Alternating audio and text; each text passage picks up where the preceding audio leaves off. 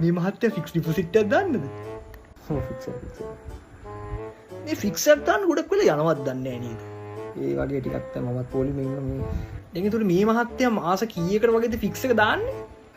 මම නම් මාස 3කට ගියලුවේ. මොකද අහන්නේ? දින 300ක ෆික්ස් එකකුත් තියනවලු දැන් නේ? ඔව් මම නම් දන්නේ නැහැ හරියට මේ මෙතන ඉන්න කෙනෙක්ගෙන් අහුණා හරි මම මේ ෆික්ස් එක දාන්න ආව මිනිස්සේ. මේ ඒතකොට ඒවට පොලිය කොහොමද දන්නේ නැහැ නේද? මම නම් දන්නේ නැහැ ඇත්තට මං කිව්වනේ මමත් මේ ආපු මිනිස්සේ කවන්න අරයාගෙන් අහගන්න. මම දන්නේ නැහැ ඉතින් ඇත්තට. මහත්තයා කීයක් විතර දානවද අද ෆික්ස් එකට? ඒක ඉතින් පෞද්ගලික දෙයක් නේ මම දාන ගන්න ඔයාට වඩා නැහැ නේ ඔයාට පුළුවන් ගන්න ඔයා දාන්න මම මගේ එක මේ ෆික්ස් එක දාන්නේ මොකද ප්‍රශ්නයක් දැන් එතකොට මේ ඔහොම දාන්න මහත්තයාට සල්ලි කොහෙන්ද මහත්තයා?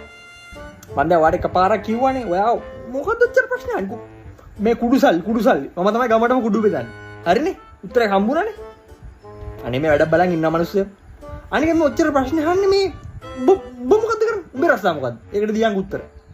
නෑ මම නම් මද්ද්‍රව්‍ය නිවාරණයක ඈ? මේ ගිය සතියේ කුඩු කන්ටේනර් එකක් ඇල්ලුවට පස්සේ මට හම්බෙච්ච මේ තෑගි මුදල ෆික්ස් එකක් දාන්න දැන් මාත් ආවේ.